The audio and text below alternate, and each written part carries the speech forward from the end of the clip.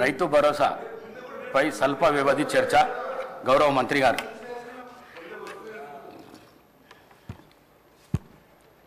అధ్యక్ష, ఈనాడు అతి ముఖ్యమైనటువంటి రాష్ట్ర రైతాంగానికి అదేవిధంగా రాష్ట్ర అభివృద్ధికి తోడ్పడేటటువంటి వ్యవసాయానికి సంబంధించినటువంటి రైతు భరోసాపై స్వల్పకాలిక చర్చకి అవకాశం ఇచ్చినటువంటి స్పీకర్ గారికి సభ్యులకి అందరికీ ధన్యవాదాలు తెలియజేస్తా. అధ్యక్ష, 18-19 ఆనాటి ప్రభుత్వం రైతు బంధు పథకాన్ని ప్రారంభించింది. అధ్యక్ష, ఈ పథకం మొదటగా 4,000 రూపాయలు ఎకరానికి చొప్పున పంటకి అదేవిధంగా 2 దఫాలుగా నమోదు చేసి భూ యజమానులకు అదేవిధంగా ROFR పట్టాదారులందరికీ కూడా 19-20లో ఈ సహాయాన్ని 5,000కి పెంచడం జరిగింది. అధ్యక్ష, ఈ పథకం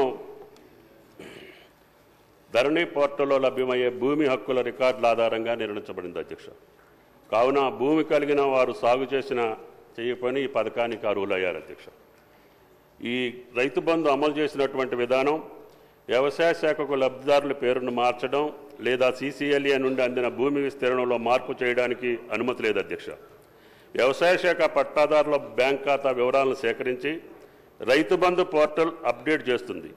ఆ ప్రకారంగా RBI యొక్క ఈక్యుబేర్ ప్లాట్ఫారం ద్వారా భూమి యాజమాన్యం విస్తీర్ణానికి అనుగుణంగా రైతుల బ్యాంక్ ఖాతాలకు నేరుగా ప్రయోజనాలు బదిలీ చేయబడుతున్నాయి. అధ్యక్ష, ప్రతి పంట కాలానికి ముందు CCLA కమిషనర్ నుండి గిరిజన సంక్షేమ శాఖ నుండి సేకరించిన పట్టాదారుల డేటా మరియు ROFR పట్టాదారుల ఆధారంగా ఈ పథకం కింద సాయం అందించడం జరిగింది. అధ్యక్ష, ఈ పథకం ప్రారంభం అయినప్పటి నుండి 12 సీజన్లకు గాను 80,000 కోట్ల 453.41 కోట్లు రైతు బంధు కింద రైతులకు విడుదల చేయడం జరిగింది. అధ్యక్ష, అయితే 23-24కు సంబంధించినటువంటి సహాయం 7,625.14 కోట్లు మాత్రం మా ప్రభుత్వం చెల్లించింది. అధ్యక్ష, 18 వరకు పంటల సర్వే రెవెన్యూ శాఖ ద్వారా జరిగేది. అధ్యక్ష, అందులో గ్రామం వారీగా పంట వారీగా విస్తీర్ణాన్ని కంటి అంచనాలతో ఉజ్జాయింపుగా చేసేవారు.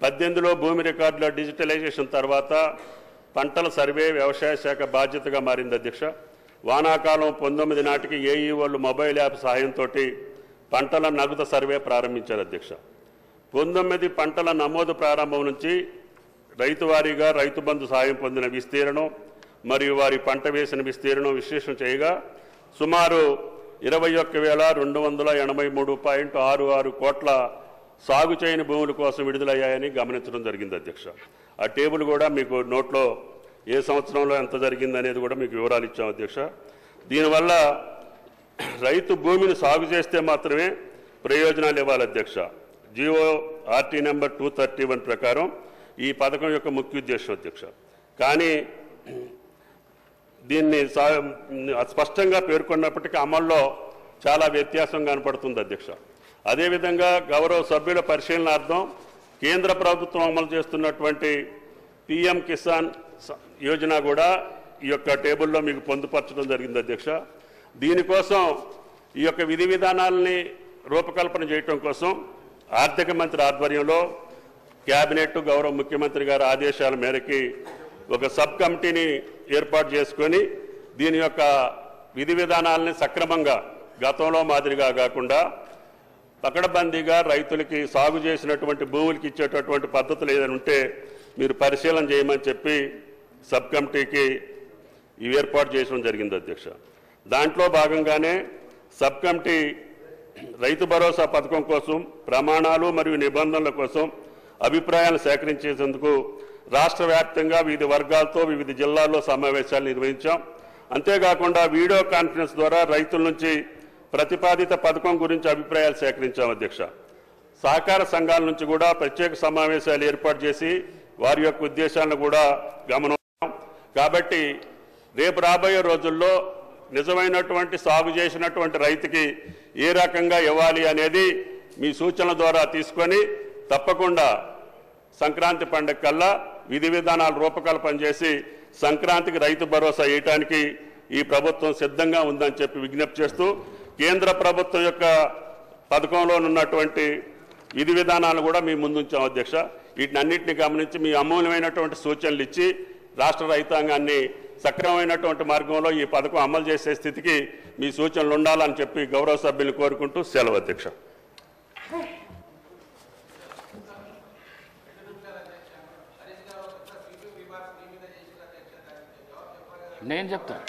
నేనే చెప్తా.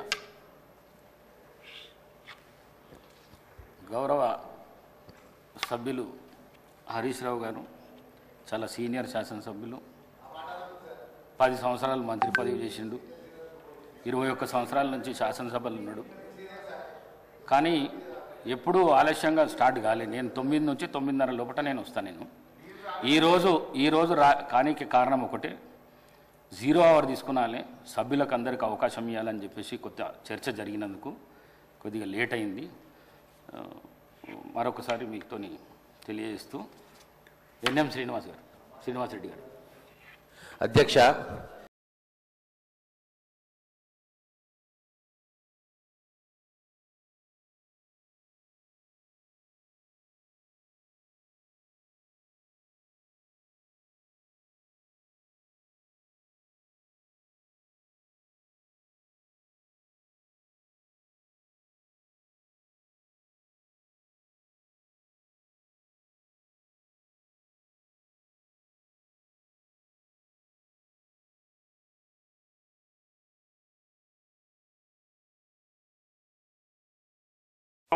కాబట్టి రేపు రాబోయే రోజుల్లో నిజమైనటువంటి సాగు చేసినటువంటి రైతుకి ఏ రకంగా ఇవ్వాలి అనేది మీ సూచనల ద్వారా తీసుకొని తప్పకుండా సంక్రాంతి పండుగ కల్లా విధి విధానాలు రూపకల్పన చేసి సంక్రాంతికి రైతు భరోసా ఇవ్వడానికి ఈ ప్రభుత్వం సిద్ధంగా ఉందని చెప్పి విజ్ఞప్తి చేస్తూ, కేంద్ర ప్రభుత్వం యొక్క పథకంలో ఉన్నటువంటి విధి విధానాలు కూడా మీ ముందుంచాం అధ్యక్ష. వీటినన్నింటినీ గమనించి మీ అమూల్యమైనటువంటి సూచనలు ఇచ్చి రాష్ట్ర రైతాంగాన్ని సక్రమమైనటువంటి మార్గంలో ఈ పథకం అమలు చేసే స్థితికి మీ సూచనలు ఉండాలని చెప్పి గౌరవ సభ్యులు కోరుకుంటూ సెలవు అధ్యక్ష.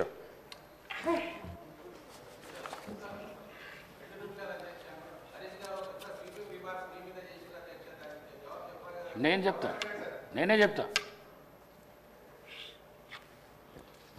గౌరవ సభ్యులు హరీష్ రావు గారు చాలా సీనియర్ శాసనసభ్యులు, 10 సంవత్సరాలు మంత్రి పదవి చేసిండు, 21 సంవత్సరాల నుంచి శాసనసభలో ఉన్నాడు. కానీ ఎప్పుడూ ఆలస్యంగా స్టార్ట్ కాలేదు. నేను 9 నుంచి 9:30 లోపల నేను వస్తాను. ఈరోజు కానీకి కారణం ఒకటే, 0 అవర్ తీసుకున్నాలే, సభ్యులకు అందరికీ అవకాశం ఇవ్వాలని చెప్పేసి కొత్త చర్చ జరిగినందుకు కొద్దిగా లేట్ అయింది. మరొకసారి మీతో తెలియజేస్తూ ఎన్ఎం శ్రీనివాసరెడ్డి గారు. అధ్యక్ష.